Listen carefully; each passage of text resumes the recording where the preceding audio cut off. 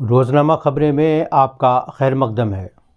ناظرین، آخر وہ ہو گیا جس کی توقع نہیں کی جا رہی تھی، یا وہ ہو گیا جس کی توقع کچھ لوگ پردے کے پیچھے سے ہونے والی کوششوں کے پس منظر کو دیکھتے ہوئے کر رہے تھے۔ یعنی اسرائیل اور حماس کے درمیان جنگ بندی کا ایک معاہدہ ہو گیا، بھلے ہی وہ عارضی ہو۔ 4 دن کا معاہدہ ہے کہ ایک دوسرے کے خلاف حملے نہیں کیے جائیں گے اور کسی بھی طرح کی کوئی فوجی جنگی کارروائی نہیں ہوگی۔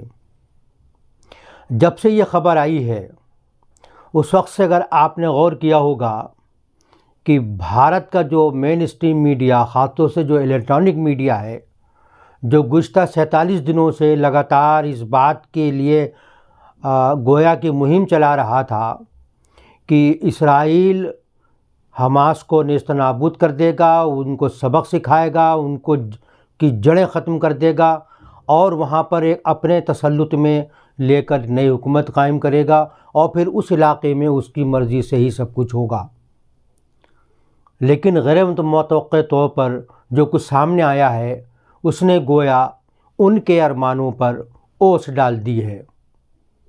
اگر آپ نے کچھ چینلوں کو دیکھا ہوگا، ان چینلوں کا جو لہجہ ہے، جو الفاظ کا استعمال ہے، ان میں بڑی مایوسی ہے، جھنجھلاہٹ ہے، غصہ ہے کہ آخر یہ کیوں ہوا، اور اگر یہی سب کرنا تھا تو پھر اسرائیل نے حملہ کیوں کیا، اور حملہ کیا تھا تو 47 دن تک لڑائی جاری رکھنے کا فائدہ کیا ہوا، پھر جو اس نے ٹارگٹ مقرر کر رکھے تھے وہ پورے کیوں نہیں کیے، اور ان کو پورے کیے بغیر جنگ بندی کیوں کر لی۔ ان کو یہ بھی اندیشہ ہے کہ یہ جو 4 دن کی جنگ بندی ہوئی ہے یہ بڑھتے بڑھتے 20 دن اور 25 دن پہ نہ ہو جائے، کیونکہ حماس کے پاس 236 یرغمال ہیں، جن میں اسرائیلی شہری بھی ہیں اور غیر ملکی شہری بھی ہیں۔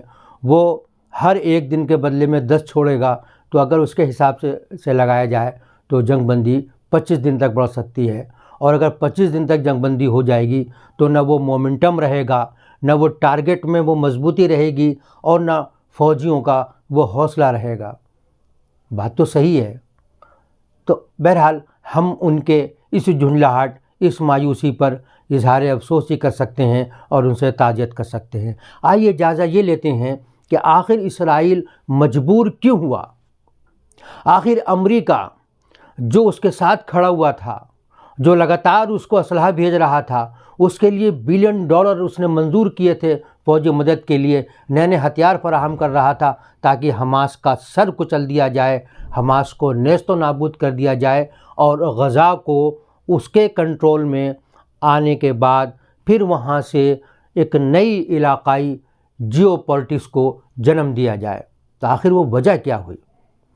کیا حماس نے جتنی مزاحمت، جتنی طاقت دکھائی، کیا وہ اسرائیل کے اندازے سے زیادہ تھی؟ یا اسرائیل نے جو اندازے لگائے تھے وہ غلط ثابت ہوئے؟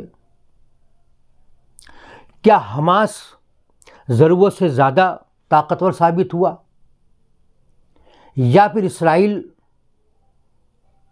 کا جو دکھاوا تھا، جو اس کی طاقت کا، جو اس کی قوت کا، جو اس کی پاور تھی، چاہے وہ انٹیلیجنس کی ہو، چاہے وہ ملٹری کی ہو، وہ ایک دکھاوا تھا؟ سوال تو پیدا ہوتا ہے کہ جب نیتن یاہو چیخ چیخ کر یہ اعلان کر رہے تھے کہ کسی بھی صورت میں جنگ بندی نہیں ہوگی جب تک کہ ہم اپنے 2 ٹارگٹ حاصل نہ کر لیں، پہلا حماس کو نیست و نابود کرنا، دوسرا تمام یرغمالوں کو چھڑا کر بحفاظت لے جانا، تیسرا غزہ میں اپنی پسند کی حکومت قائم کرنا، چاہے وہ الفتح کے حوالے کرنی ہو، فلسطینی اتھارٹی کے، چاہے وہ بین الاقوامی فوج کے حوالے کرنی ہو یا خود اس کی نگرانی میں ہو۔ تو کیا ان تینوں ٹارگٹ کو حاصل کیے بغیر یا 50% بھی حاصل کیے بغیر آخر وہ گھٹنے ٹیکنے پر مجبور کیوں ہوا؟ کیونکہ ہمارے سدھیر چودھری صاحب نے اپنے بلیک اینڈ وائٹ پروگرام میں اس بات پر زور دیا ہے کہ اسرائیل حماس کے سامنے بلیک میل ہو گیا اور اس نے گھٹنے ٹیک دیے۔ تو ہم بھی یہ بات کہہ سکتے ہیں کہ آخر اسرائیل نے گھٹنے ٹیکے ہیں تو کیوں ٹیکے ہیں، اس کی وہ کون سی مجبوریاں تھیں؟ آئیے اس کا پوسٹ مارٹم کرتے ہیں، اس کا جائزہ لیتے ہیں۔ اس سے پہلے یہ دیکھیں کہ آخر اس جنگ میں اسرائیل کو فائدہ کتنا ہوا اور نقصان کتنا ہوا، کہ آخر انہوں نے جو اعداد و شمار پیش کیے ہیں وہ انہی کی الفاظ میں، یہ انہی کا ہی ہے۔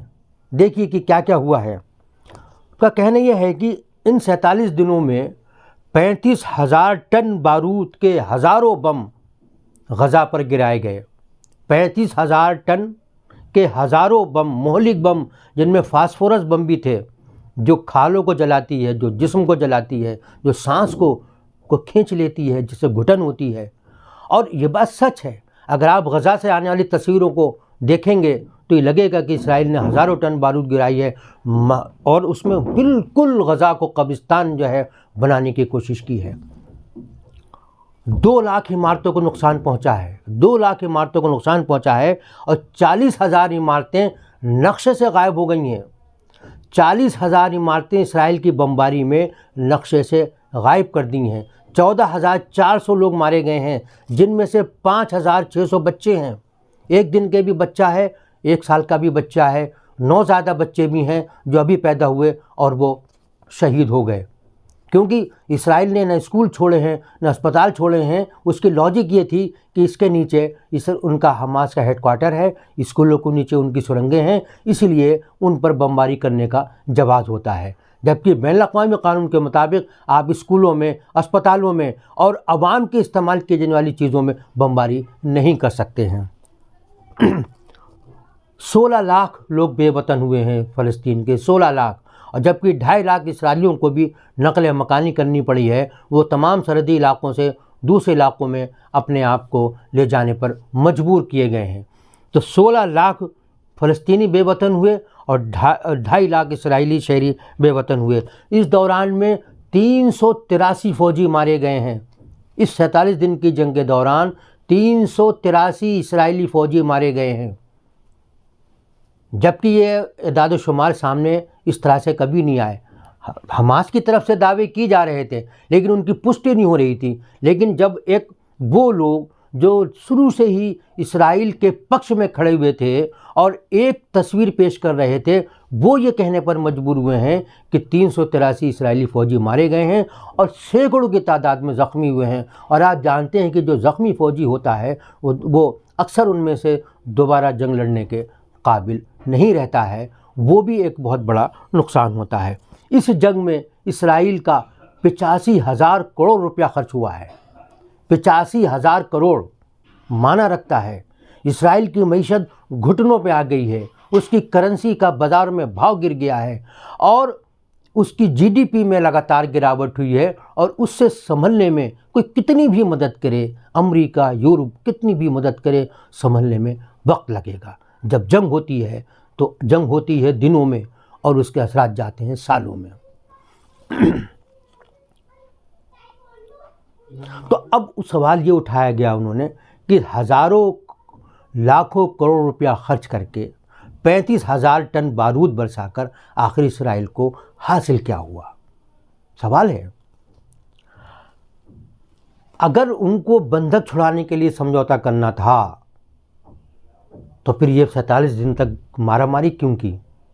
اگر سمجھوتا انہی حالات میں ہونا تھا، انہی شرطوں پر ہونا تھا، تو اپنی 2.5-3 لاکھ ریزرو فوج کو میدان میں اتارنے کی، غزہ میں بھیجنے کی ضرورت کیا تھی؟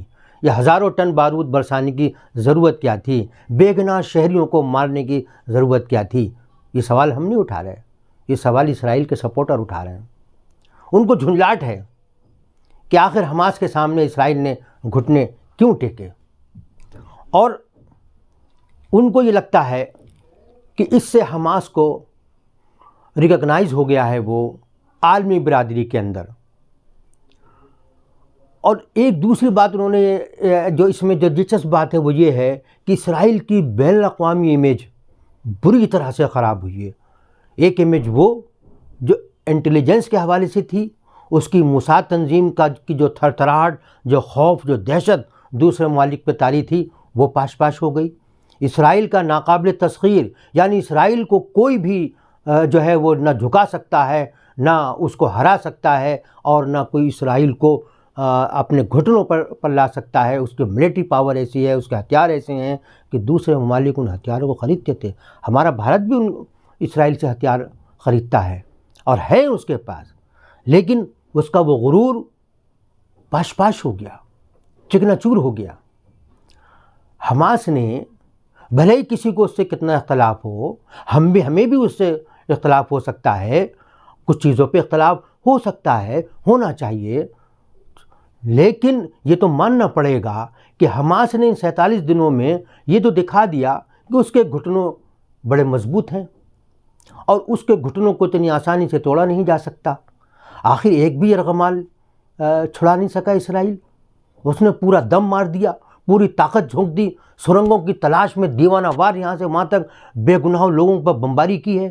وہ بھلے ہی یہ کہے کہ ہم نے 400 سرنگیں تباہ کر دی ہیں، وہ ہیں کہاں؟ وہ سامنے ان کو کیوں نہیں لایا جاتا؟ اور پوری طاقت ہونے کے باوجود بھی کیا حماس کی انٹیلیجنس اتنی مضبوط ہے کہ اسرائیل اپنے حماس کے اندر موجود، فلسطین میں موجود اپنے مخبروں کی ٹیم کو استعمال کرنے کے باوجود بھی یہ پتہ نہیں لگا سکا کہ یرغمالی ہیں کہاں؟ اسرائیل کی یہ فیلئر ہے اس کی انٹیلیجنس کا، اس کے ملٹری پاور کا۔ اس کے ٹینک معمولی میزائلوں سے اس کے ٹینک اڑائے جا رہے ہیں۔ بھرم ٹوٹ گیا، بھرم توڑ دیا فلسطینیوں نے۔ یہ 47 دن کے جنگ میں جو جنگ بھی نہیں ہے، وہ ایک لڑائی ہے، وہ ایک نان اسٹیٹ ایکٹر کے ساتھ ایک ایسی اسٹیٹ کی لڑائی تھی جو دنیا کے اندر اپنی ملٹری پاور سے جانی جاتی تھی۔ اس کے پاس ہر وہ ہتھیار تھا جو امریکہ نے بنایا ہے، اس کے پاس وہ تمام قوت تھی مالی جو اس کو یورپ اور امریکہ سے حاصل ہوئی تھی۔ لیکن جب اس جنگ کا کوئی انجام نظر نہیں آیا اور بائیڈن کو یہ کہنے کے لیے مجبور ہونا پڑا کہ ہمیں بھی نہیں معلوم کہ آخر یہ جنگ جائے گی کہاں، اس کا مقصد کیا ہے، اس سے حاصل کیا ہوگا، تو آگے آنے والے دنوں میں بھی لگتا یہی ہے کہ اسرائیل ایک ایسی دلدل میں دھس گیا ہے کہ اگر وہ نہ پائے مادن نہ جائے رفتن جو کہا جاتا ہے کہ اس کے آگے کنواں ہے پیچھے کھائی ہے، اگر وہ اسی حالت میں چلا جاتا ہے تو نتن یاہو کی سرکار بھی چلی جائے گی، ویسے بھی ان کی سرکار جانی تھی، اور اگر وہ بغیر کسی مقصد کے حاصل کیے چلا جائے گا تو پھر حماس ایک بار پھر اسی طرح سے طاقتور ہو جائے گی جیسا اس نے 7 اکتوبر کو یہ بتایا تھا کہ ہم بھی اپنے اندر طاقت رکھتے ہیں اور اسرائیل کو ناقابل تسخیر نہیں سمجھا جا سکتا۔ عرب ممالک، بین الاقوامی برادری، عالمی طاقتیں، اس میں سے ان کی تمام کوششوں کے بعد یہ جنگ بندی عمل میں آئی ہے، اور جب ایک بار جنگ بندی ہو جائے تو پھر اس جنگ کو دوبارہ شروع اگر اسرائیل کرتا ہے تو پھر عالمی برادری تو الگ رہی، وہ ممالک جو اس کے ساتھ کھڑے تھے وہ بھی شرمندگی محسوس کریں گے اور اس کا ساتھ دینے میں ان کو جھجک ہوگی۔ یہی وجہ ہے کہ امریکہ نے دباؤ ڈال کر یورپ کے کئی ملکوں نے جو اس کے ساتھ کھڑے ہوئے تھے، جو بار بار دوڑ کے جا رہے تھے، انہوں نے بھی کہا کہ بس اب بہت ہو چکا، اب جنگ بندی ہونا چاہیے، بچوں کا قتل عام نہیں ہونا چاہیے، اسکولوں پر حملہ نہیں ہونا چاہیے، اسپتالوں پر حملہ نہیں ہونا چاہیے، کیونکہ اسرائیل نے یہ تمام حرکتیں کر کے اپنی ہمدردیاں جو اس پر حملے کی وجہ سے کچھ عالمی برادری کی اکثریت کی ہو گئی تھیں، اس میں وہ ناکام رہا ہے، وہ ہمدردیاں کھوتا چلا جا رہا ہے، حماس کے لیے ہمدردیاں بڑھتی چلی جا رہی ہیں۔ تو یہ جنگ، اس کا یہ انجام، یہ پہلا مرحلہ ہے، اگر آپ یہ کہیں تو یہ راؤنڈ حماس نے جیت لیا ہے، بھلے ہی ہمیں اچھا لگے یا نہ لگے۔ آج کے لیے بس اتنا ہی۔